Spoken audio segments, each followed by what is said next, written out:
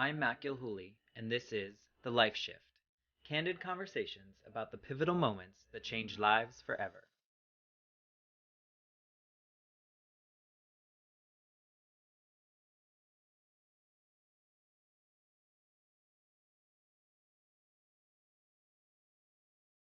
Hello, my friends. Welcome to the Life Shift podcast. I am here with a new connection, Cristina. Thank you for joining me. Oh, so happy to be here with you, Matt. Thanks for having me. Uh, Thank you for being willing to join this podcast story arc that we have going on here. And full disclosure to everyone, when we first started talking, we really connected on LinkedIn through podcasting because as everyone knows that listens to the show, I'm obsessed with this new journey that I'm on. And you're in the audio space, right? Yeah, absolutely. I'm trying to live and breathe it, Matt. Pretty much any hat I could wear, I'm trying to wear it. Yeah, trying to wear that. And so originally we were going to talk about kind of this pivotal moment into how you got into the audio space. And I hope I'm not divulging too much, but you came to me and you were like, "Hey, I've been thinking a little bit." And maybe it was from listening to other episodes or maybe just thinking about what you can share.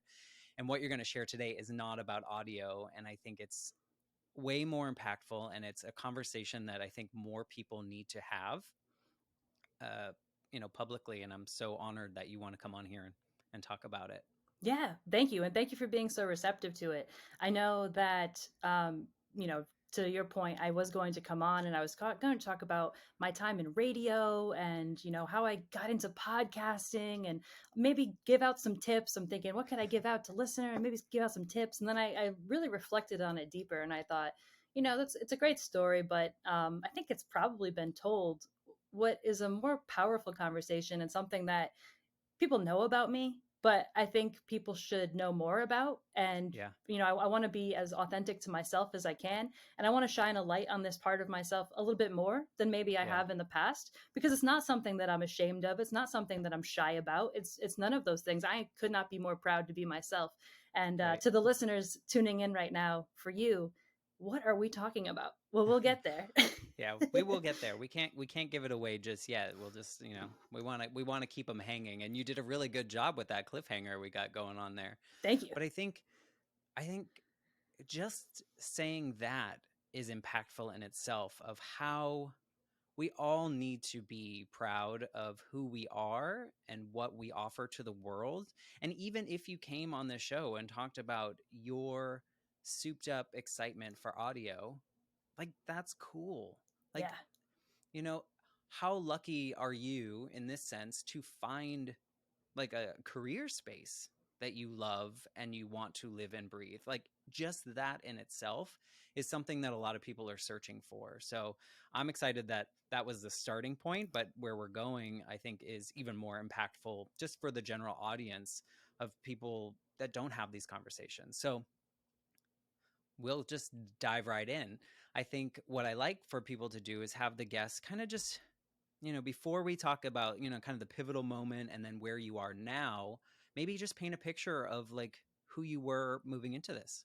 Yeah, sure. So let's go back in the time machine, and I'm going to go back to high school for the moment, Okay. and we can envision a young Christina, long, long brown hair, brown eyes, pretty medium build, if you will. And I went to an all girls Catholic high school. So that is probably where the story will begin for this journey. I think it's fun. Now it should be noted, right, Matt, and we'll get into some of this later. You know, a lot of feelings that I've had and who I am and my authenticity, I think, has been who I have been my entire time. But it is Mm-hmm. funny to look back and look like, hey, yeah, I had long brown hair. I used to get press on nails, and I would, occasionally get some makeup done. I went to an all girls Catholic high school, so I used to wear a skirt to school, a uniform. And so looking back at that time period, I think to myself, was I living my most authentic life? In some ways, yes. In a lot of ways, I've always just been outward in my expression. I have, you know, I talk about wearing a skirt when I went to school. We also had the option of wearing pants. And so, as much as I bring up the skirt thing, and that absolutely happened, I got picture evidence to show you. That being said, like I would primarily wear pants. And I think that that's it's a beginning into this conversation. It's not the Mm-hmm. crux of my identity, but I think it's a good place to start. And so, you know, you go to an all girls high school, and let me stop here for a second, if Mm-hmm. you don't mind, Matt. I want to just gather my Yeah. thoughts.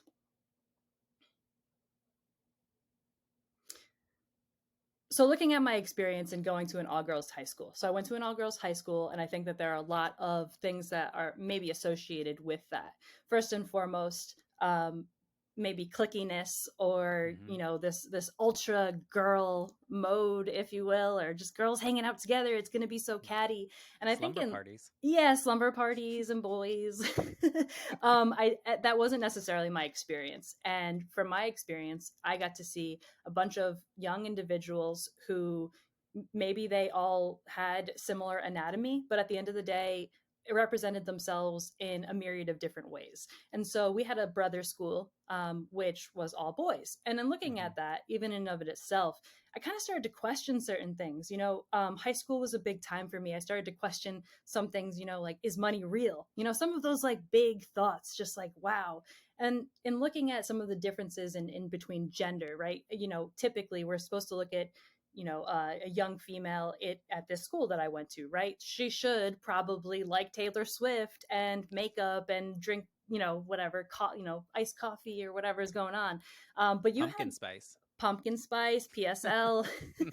Yes. But that's not always the case. And I think that that has frustrated me for a long time, and beyond high school. I think that in society, you know, even within certain dynamics of my family, there's supposed to be a gender role, and the person who exhibits or who holds that gender is supposed to fulfill that role. And I rarely see that happen, Matt. I often see people who are women, and they are strong, and they're construction workers, and they are the, you know, they hold it down. They're the people doing the heavy lifting. And I've seen men who are emotional, and isn't that beautiful? I think that that is so beautiful. And I think there's a lot to unpack with myself, who I am, and my authenticity. Um, I'm going to spill the tea, and I'm going to release the cat out of the bag, if you don't mind, Matt. Do it. But I'm non-binary. I am trans. I am non-binary, and I think that we have a lot to learn from one another when it comes to gender. I think that there are some insights that maybe people who are non-binary and trans have maybe explored to a deeper extent, and that's not to shame or throw shade at people who are not trans or who are not non-binary. But I think when you live an experience, then you have a deeper understanding of what that experience is. And so I'd love to have some of these conversations with you, Matt. I know I've just been going on and on, but Yeah. No. happy to have these conversations. Yeah, well, and I think it's interesting too because you start from this moment, and I'm sure it probably went earlier in your childhood, but Right. this moment in high school in which you're in an all girls, and it was a Catholic school, right? Yep. And so that's a whole other ball of wax. No, and no shade either way either, but there's a lot of norms, right? Or quote unquote norms, we should say, that society has placed on genders, if you will, Yeah. and until fairly recently in the human experience, right? It's we haven't really talked about it. Right. And so I think to your point, a lot of people were just conditioned as we grow up that, boys play with like G.I. Joe and girls play with Barbies and girls like pink and boys like blue. And full disclosure here, I was always that boy that was the crier, was the emotional boy. And it was like, it felt like a shame. Like I wasn't supposed to do those pieces. Now, as this older version of myself, those are the parts I celebrate. Like that, like makes me a human. Yeah.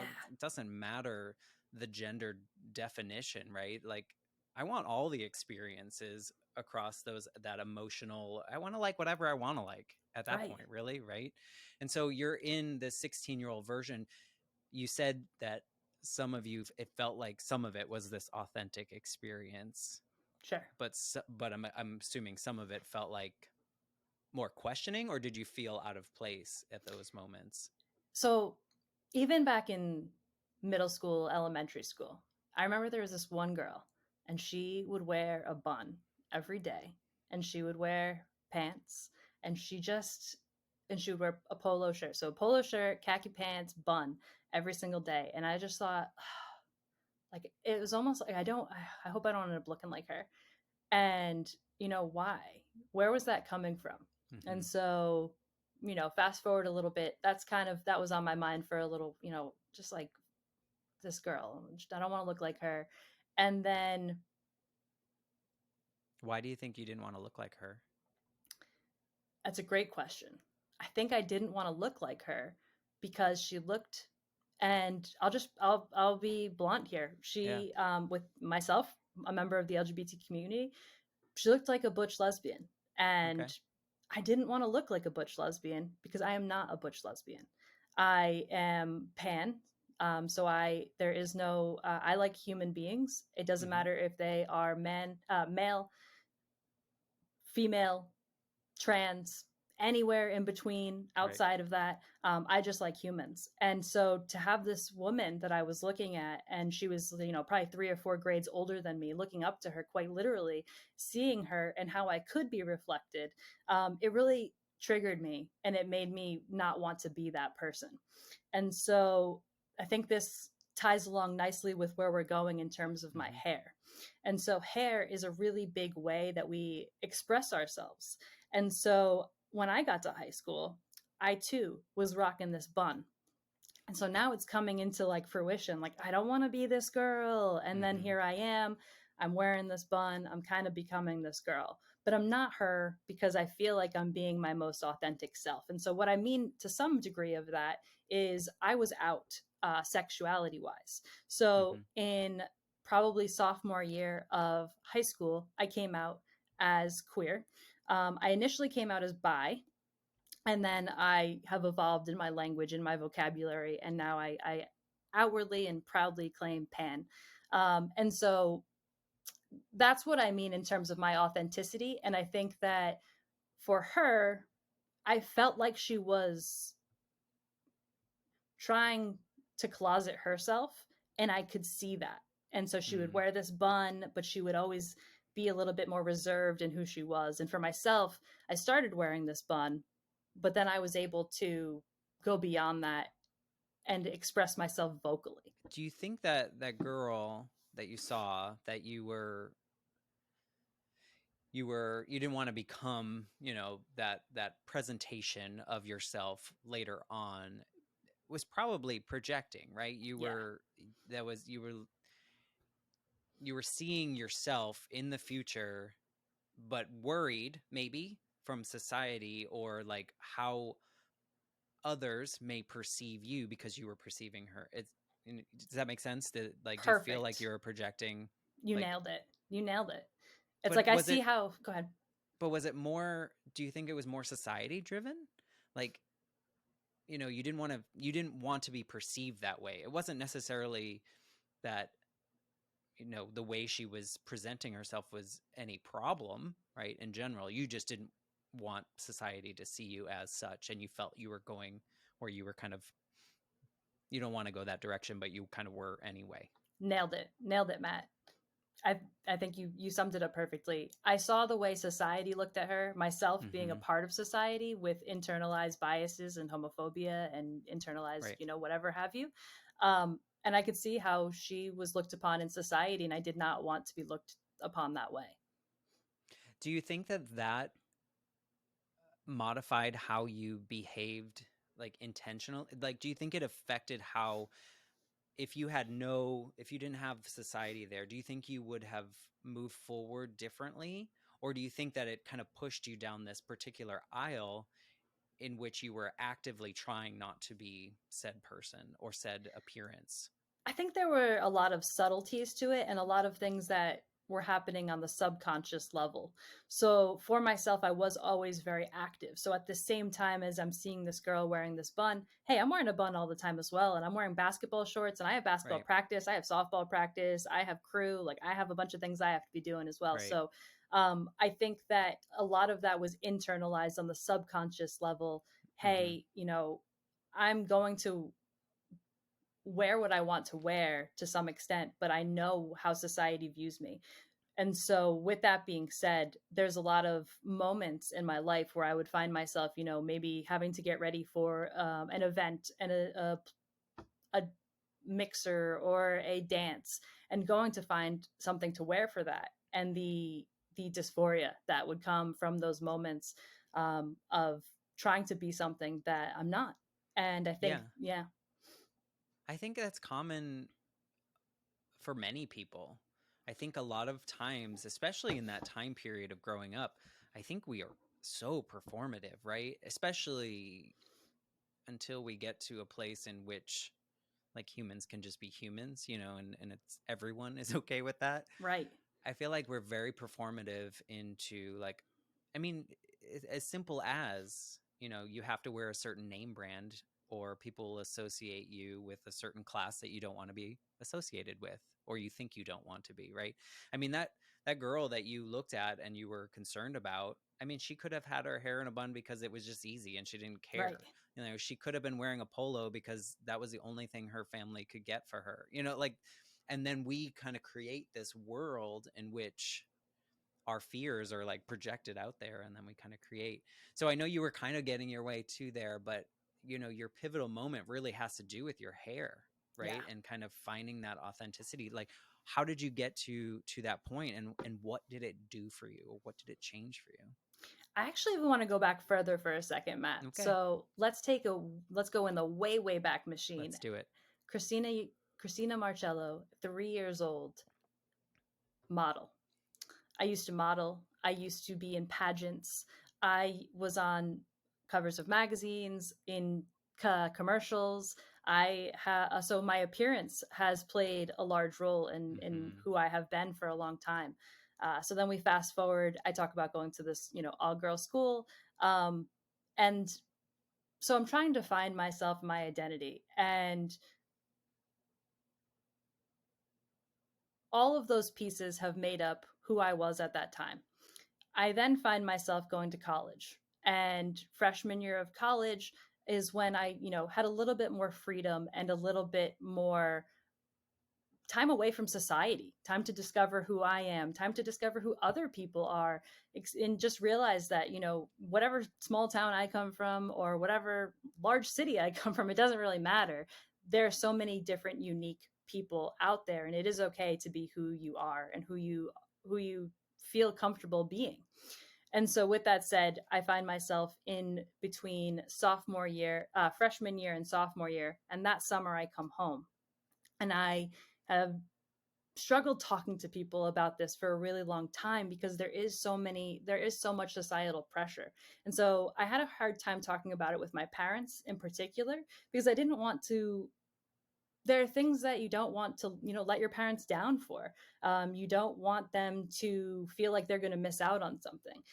Something that I was worried about for a long time is, I come out as trans, and oh my gosh, like what does that mean for if I ever want to get married, or any of these things. So I'm now in freshman year of college.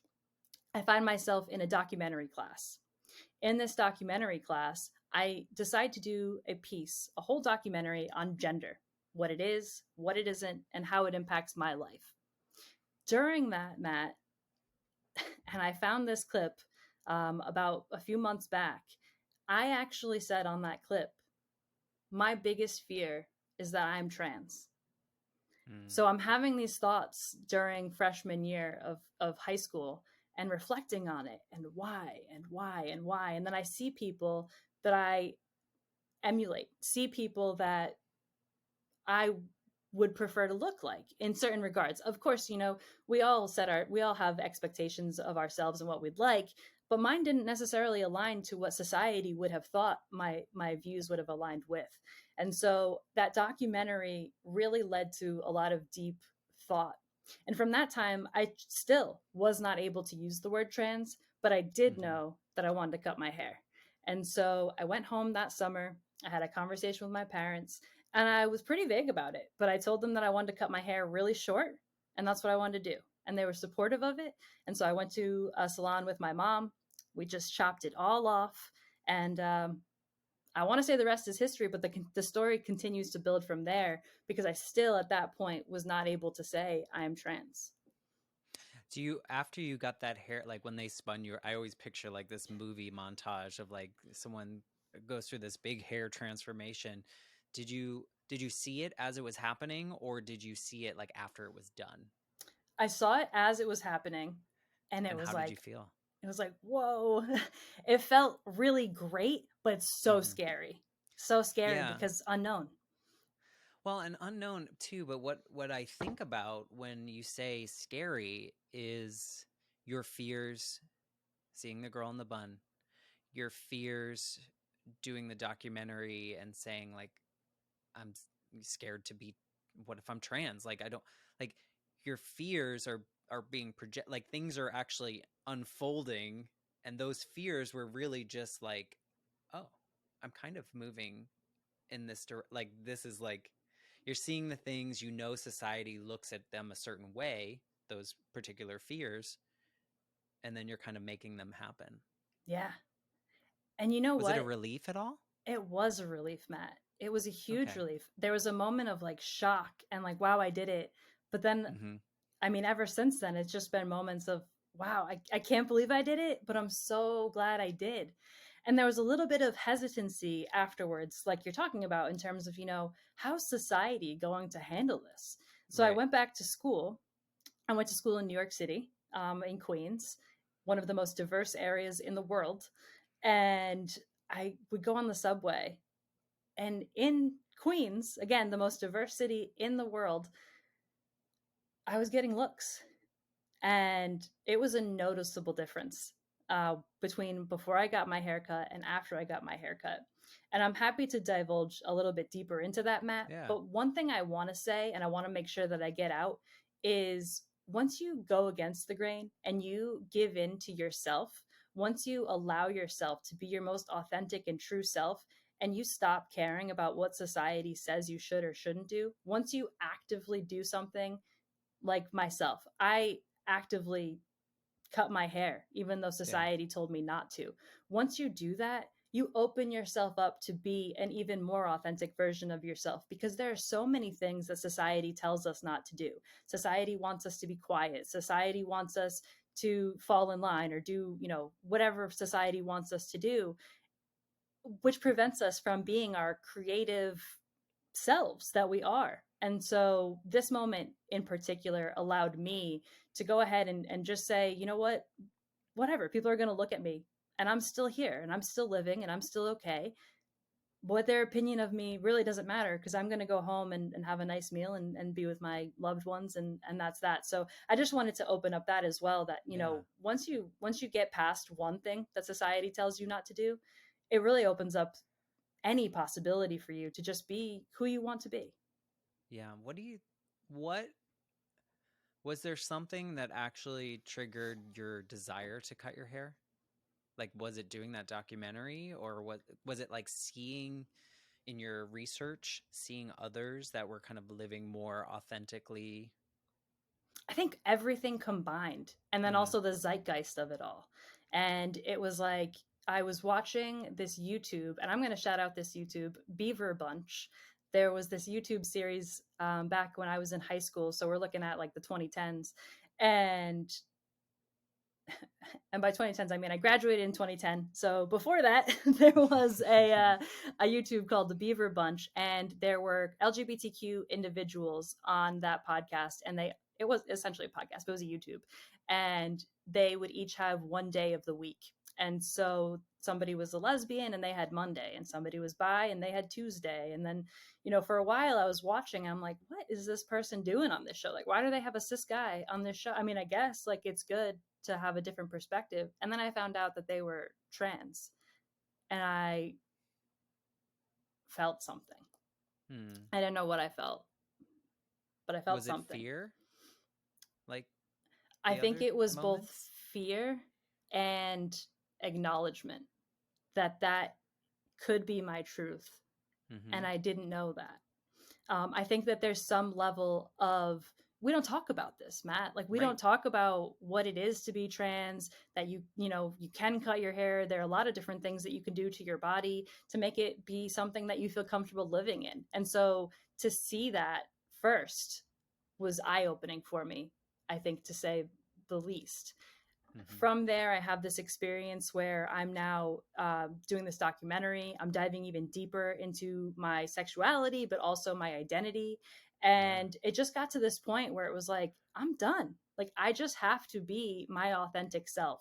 I also want to shout out Ruby Rose, who was an Mm. idol of mine at the time. And I brought Ruby Rose's photo in to the salon. And that was what we styled it after.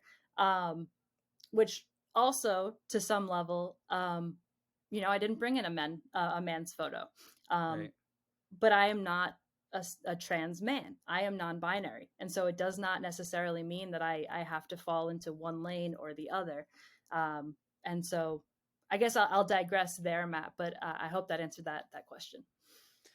Yeah, I mean, it's just interesting having these conversations because so much of what you've said so far, I think, is relatable to anybody Yeah, because so many of us grow up with society telling us, what I mean, back to what we were saying earlier in the conversation, is society tells us we have to act and be and look and do certain things to be validated, right? right. And so, like, even to your point of being like a 3-year-old model, like your existence at that point in time was based on, like people's approval and like winning things and like, so you were performing at that age, and then so much of it's attached to the way we look, and it's like, why?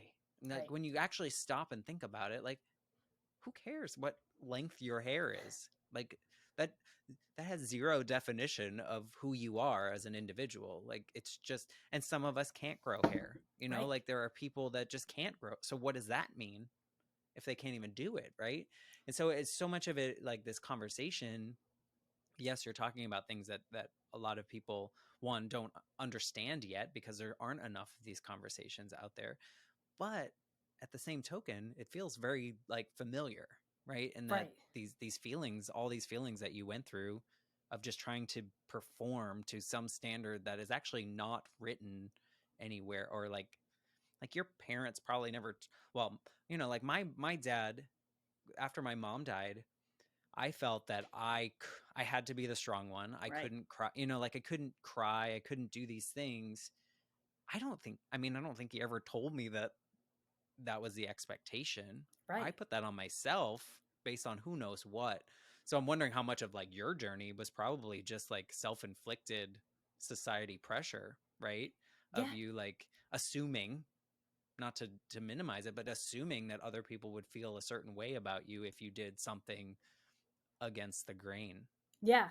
And so I think that there's a few things, because I come into this conversation just knowing myself and my experience. Mm-hmm. And you're definitely right. To some extent, I would allow society to kind of hold me back. And by allowing society to hold me back, I was holding myself back. So it was self inflicted in that. But Right. I should note again, a lot of these pieces of who I am, a lot of pieces of my identity, which go beyond clothing, which go beyond my hair. But those pieces, I was solidly fighting to be myself the entire time. Mm-hmm. And like I mentioned, I would dress a little more masculine. I would partake in what society would deem more masculine activities. Um, but pushing the boundary as far as I could until I would get, before I would get questioned. And what happened with this haircut is I stopped caring about that boundary of when I would get questioned. Mm-hmm. Because what does it matter? My answer to Right. that question, I'd have little kids come up to me too. And I love when little kids come up to me just because, they are genuinely curious. They are not coming to say, they'll ask, are you a boy or a girl? Yeah. And it's so cute. And it's like, thank you for asking. neither. Yeah. But thank you. And it's, and, you know, you just word the conversations in a different way with children, but they just come from such a nice and kind Mm-hmm. place of trying to understand. And I think we have grown up to be so conditioned with these boundaries and these set roles that we don't allow ourselves to open up our minds to see that there could be a deeper expression, or more to it than we allow ourselves. Yeah. I was thinking a couple areas. I think, do you, was the haircut, cutting your hair, was that like the first time where you felt like you were projecting yourself, or like, like bucking the system, if you will? Because before, like if you kept your hair, maybe people would just assume, but now you're like, look, this is how I feel inside as well as outside. Was that like any kind of the reaction you had when you did that? Yeah.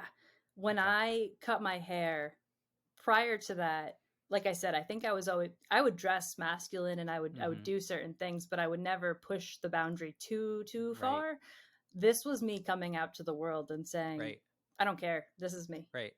Strangers, whatever you want to think is fine, Yep. because it doesn't matter what you think. And so, we should address this as well. Your pronouns are. They, them, theirs. And so how do you, and this is a, just as I'll be, honest, how do you navigate this world with these pronouns and other people's conversations? And say, before we recorded, I told you, I said I want to be as respectful as I can and do my best.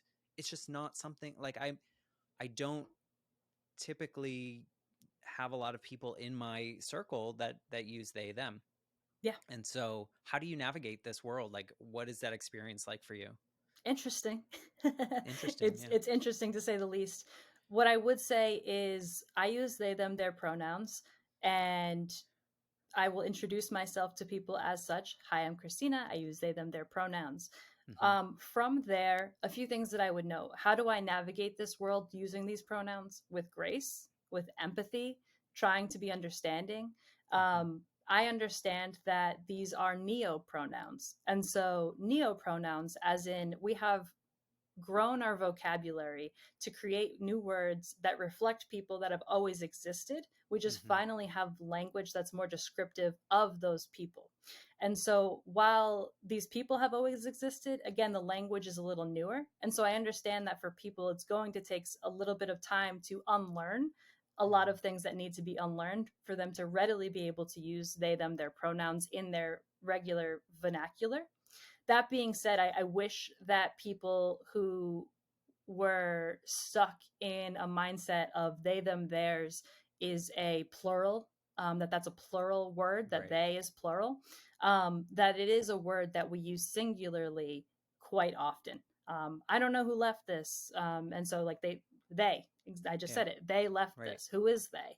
We don't know. And so it's gender neutral. And so for me, I actually have never said this publicly, Matt, but what I will say to you is that in my world, I think they, them, their pronouns is gender neutral. And so Hmm. before somebody would tell you what their gender is, you would probably just use gender neutral pronouns so that you could be respectful moving, just, I don't know who you are, so I'm just going to be neutral about it. Right. So in my world, I think my pronouns would be the easiest for everybody to use. Hmm. And that, the differentiators between he and she, or people use z or whatever you might use, that those might actually be a little more difficult. So for me, it's just a little interesting and a little funny, because I feel like it should be so easy, but Yeah. I understand why it's not. Yeah. And we're in different generations. So I'm in my 40s. And so, up until, I mean, I would want to, I don't know, the last like maybe 10 years, as it feels it's more, Yeah. it's progressively getting more public, I guess, in the sense of more mainstream. That's the word I was looking for. And to that point, I was talking to a friend today before our conversation, and there's a Apple Fitness instructor that I follow on Instagram. I'm not going to say her name, uh, but they just had a child, and when they refer to their child, they refer to the child as they them, and because her and her husband want the child to declare Right. in which they feel. And I think that is so like what we need, to your point of like that's where it should start, right? Right. And it's so, and I mean, if we're being honest, I think it's going to take a little bit longer for people to unlearn and to relearn and to get comfortable. But I think what's nice about what you're saying is that if we can all go into these conversations with the empathy and with the care from your side, my side, that we're doing the best that we can and we're trying to, you know, unlearn, if you will. I think that's the best place to start, at least from my perspective. Would you agree? Yeah, I Like would we do our agree. best. I would agree that we just need to be open minded and do our best. One thing that I would add as well is there's a level of respect that goes around it as well.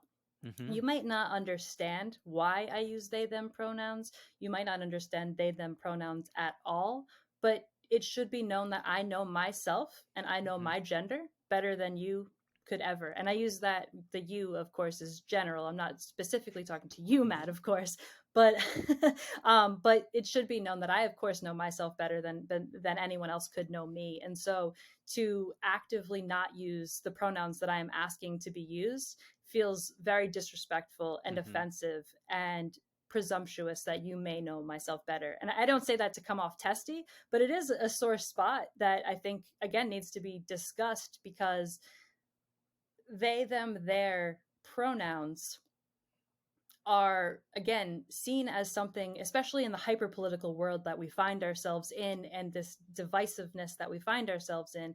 It seems as though, there are a lot of people who think this is just the new liberal craze. And I don't mean to bring politics into this, but when you live Right. as a trans person, your life is political Mm-hmm. in terms of what bathrooms can be used, in terms of, anything that you can really do. And so I say all of this to say it is not a political statement.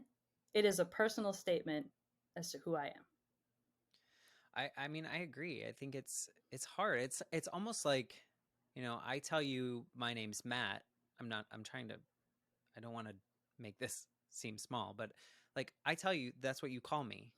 Yeah, And if you start calling me like Jacob, it's also a disrespect. And, in a sense of like, you should be the one telling me how you want to be referred to as, mm, whatever that pronoun is, whatever your name is.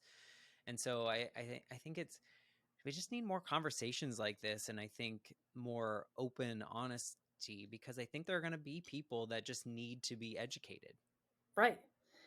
Let's have a piece of education right here as well. I love to have this conversation, Matt. I am non-binary, which again means that I am not on the binary spectrum of gender. And so if we look at a binary, of course, binary, two things, Mm-hmm. man, woman. I would be non-binary, which is neither of those things. Also, all of those things and nothing in between. Um, Also, at times, I find that I can be agender. Now, how can you be more than one thing at once? Because that is life, because life is full of duality and moments of fluidity. And so we Mm-hmm. are not in a constant state by any means. Anyway, I introduced that to say I'm agender as well at times. And so by agender, I mean that I do not perform any genders at times. And I also do not believe in gender a lot of the time as well. And so what do I mean when I say I don't believe in gender, Matt? I mean that it's made up. And so I could go ahead and I'll use the word, it is a societal, it is a construct. It is a societal construct. I know that that might ping some ears, It's okay. but what I really mean here is I love to use this example. When I was fortunate enough to travel at some points in my life. I've done a few trips to Europe and such. When you travel, you can see that gender is represented in a myriad of different ways. So when we think of your stereotypical American man, he's out here eating steak, pounding a beer, kicking his feet up, watching the game. When you think of a stereotypical man in Europe, Matt, is that the same picture? Right. No, Yeah, it's not. yeah. They're completely different. I might even think of a man in a Speedo and some Gucci glasses. And Hmm. that might be your typical European man. And so let's break that down. If I took the Gucci glasses and the Speedo, wouldn't that be more on the feminine side when we look at it within the States point of view? Yeah, if you look at, it depends what glasses you're wearing. Right. And isn't that wild? Hmm. Isn't even just the point of it depends on what glasses you're wearing. Isn't that mind blowing? And then to just break it down further, then we look at people, in Africa, a man in Africa, much different than a man in the US. So it just goes on and on and on. The Hmm. more you look at it, the more you examine gender, you can just see it is made up. And so that is why at times I also feel a gender because I just don't subscribe to it. Hmm. Yeah, I mean, part of it just makes me think like why can't we all just be human?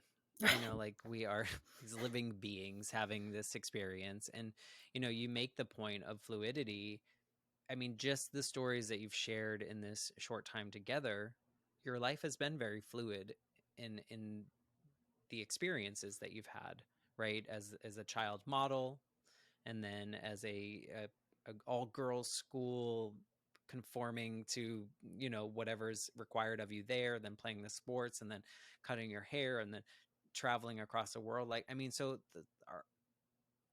our lives should not be static, and neither should all the constructs that are around us and encasing us and whatever. I think honestly there are a lot of constructs beyond what we're talking about here that really limit us as human beings to whatever our potential is and who we want to be. Absolutely. I Right. I would refer to another incredibly wise individual, and I'm not sure if you're familiar with them, Alok Menon. If you are listening to this and you are not familiar with Alok Menon, their name is ALOK space VAID dash MENON. Believe I got that correct. But they're also non binary. And they speak to a lot of amazing points, such as what we're talking about today, Matt, being that some of these issues that trans people, such as myself, encounter are issues that we all encounter. They're just Mm-hmm. human experiences. There might be parts of my body that I don't like and that I would like to change. I would gander to imagine that everyone on this earth has experienced that to some degree. Maybe it's not to the degree that I have experienced it, or maybe it's Mm-hmm. more than to the Mm-hmm. degree that I've experienced it. But these are all just human issues. And when we talk about trans issues, we talk about gender and we talk about the roles that we're supposed to perform within gender. That's not fair to cis people either. Cis, as in people who are born their sex matches their gender. And it's not fair to cis people either. So these trans issues, these politics that come up surrounding trans people, it is not just my fight. It is not just Mm-hmm. the trans fight. This is impactful for cis people because it is impactful for humans. The moment you tell me that I can't use a bathroom because I cut my hair is a moment that should be scary for you as well, because it means that if you act outside of the role that you are supposed to be performing in, Yeah. there could be backlash for you as well. Yeah. I hope people listening to this listen, especially people that are maybe this is new to them, or it's not in their inner circle, that they listen with an open mind and understand that you know we're having a human conversation right here, right? All right. And that we all deserve the same things. We deserve the same love, we deserve the same rights, we deserve whatever someone else is getting. Why, like, what is different about me, that I can have this right, as a white man, and you can't have it just because, like, well, that doesn't make Right. any sense. It is when you break it down to just the fact that, this is a human experience, and this is how you are experiencing the world and why am I going to tell you how you should be experiencing the world? Right. I shouldn't. Or I shouldn't tell you how to do it either, and that was your life. like kind of so you cut your hair, right? And in the fact that you were scared to become this. Yeah. You were scared to become the next thing. But at the end of the day, that was because whatever you had grown up, kind of hearing from other people was like kind of creating that fear. When at the end, if you were taught from early on, not to say anything about our parents, but if you were taught from early on that, like, be whoever you are and whatever you are is okay. You're Yeah. human. I should shout out my parents. I do want to say that they have been incredibly supportive, That's amazing. and yeah, and I'm so thankful to have them in my corner every day. So I do want to make that note. And mom and dad, if you're listening, thank you. We'll make them um, listen. One thing I wanted to say too, though, Matt, is, and I don't know if you want me to go there, but I'm gonna go there. Yeah. We talk about this is a human experience. I mentioned the point of, you know, maybe there are things that I want to change about my body that other people want to change about their body. Yeah. It's so interesting when you you just have to insert the word trans and the conversation goes into a different lane. If I were to tell you that a cis woman went and got implants, Mm-hmm. I just call it a boob job. Like a woman Right. went out and got a boob job. Like, good for her. How much does that impact really anybody's day? A woman goes ahead, or anybody goes ahead, and they get married. They then change their name. Now they're Mr. XY. Now they're Mrs. XYZ. Right. And people just change over like it was nothing. It's clearly easy to do, and I don't mean to go on a rant. I don't mean to come across Mm-mm. in an aggressive manner by any means. But these are points that I'm passionate about, and I just wanted to get them across. We can easily change the way we refer to people when they get married, and when people Mm-hmm. alter their bodies and they are cis, seemingly it goes without any discussion. So for friends of mine that want to, who are trans and they want to what we call top surgery, I jokingly consider that a boob job. Like, good for you, go get a Mm-hmm. boob job. Like, who cares? We Right. seemingly don't care when it's other people, but we seem to care when it is trans people. So I would just ask that we come back to this same point as a society. Like, we are all human, we're all experiencing this life together. Why put any undue pressure or stress on one another when we already have that in our day to day? Especially when it doesn't impact you at all. Right. Like the other person. Like whatever you choose to do really doesn't affect any part of my existence. Like Right. it is silly, and I'm sorry that you still have to, that you fight. But hopefully we get to a point in which these conversations are more common, and then we don't have to have the conversations because everything, makes Yeah. sense in the world for everyone. uh I mean, I have hope that we'll get there. I feel like the last however many years, I can never pick a number apparently, but however, I feel like we're talking more Yeah. and things are more mainstream, and hopefully these conversations, I mean, hopefully we change one mind in this conversation, right? I mean, That would be a success. right? So And I go ahead. if you don't mind, and to me, change a mind as in allow somebody to open up their mind Mm-hmm. to examine something that maybe they don't personally align with or agree with, but they're able to accept it and digest it. That would be Mm-hmm. the success for me. I know when we talk about sexuality or trans, gender or any of these things, there is some level of conversation that can come up around grooming Mm-hmm. and people trying to persuade other people to change themselves. And I just want to address that. For myself, the change that I wish to see in the world is empathy, Mm-hmm. openness, and understanding. 100%. I think I hope we get there. Yeah, I feel like your generation and the younger generations, there's more of that. And maybe eventually when all us old people die away, then we'll have I want I a want better all I experience. want Yeah. everybody to stay, and I just want us to get along, but Yes. it's a big I dream. it is a big dream, unfortunately, but like we said, we're having this conversation now, which I think is important just in its sense of whoever's listening to this. I hope that you just take a moment and just think about it and be willing to understand that that's someone else's journey. It doesn't have to be your journey. It doesn't have to be your experience to understand it. Like, if men can That's understand women and women can understand men, then why can't we understand every, other option that we decide, every human experience, I guess I should say. a wise person I once worked with told me that's why they make chocolate and vanilla. Oh, so I like to kind of wrap up these conversations with a question. And this whole time I'm thinking, what would current Cristina say to that version of you with the long brown hair that we started this conversation with? What could you say to that person right now? Off the cuff, straight up honest with you, I would Yeah. tell past Christina, cut your hair, do whatever you want to do to your body. It does not matter because it is your body.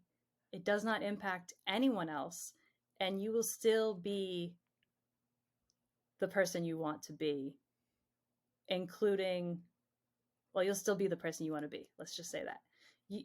I think what I would also say to some degree is not to be cliche, so I wouldn't want to use these exact words, but it gets better. It's Mm-hmm. okay to be authentically you, no matter what. Just do it. Yeah, and we said this before. I mean, I think that truth can be said to anyone, Right. right? Like, that advice works for all of us. Like, just lean into your authenticity, and we shouldn't have to be brave about it, but if that's the word we want to attach to just living out loud, then let's do that for more people. Let's make it a safer space for people to just be however they want to be. Yeah, As long as it doesn't hurt me, why should that matter, right? exactly. Well, I appreciate you joining me on the Life Shift podcast. I know this is a conversation that needs to be had, and I'm so glad that we changed the topic. Maybe we'll have you on about audio at some point, but I think this was much richer and really valuable, and I appreciate you. Thank you. And I appreciate you, Matt. I appreciate you being open to have the conversation and creating a safe space for this conversation to be had. I truly, truly thank you from the bottom of my heart. It is it's an important topic, and I appreciate your willingness to have it. Well, thank you. And for those of you listening to the Life Shift podcast, if you are enjoying Cristina, you can tell them to rate and review 5 stars, of course. It just helps all of us. And if it does nothing for the charts, it helps fill my soul with goodness, but only if it's a 5 and only if it's a good review. But anyway, so we'll be back next week with another episode of the Life Shift podcast, and we'll see you next week. All right. I'm Matt Gilhooly, and this is The Life Shift. Candid conversations about the pivotal moments that changed lives forever.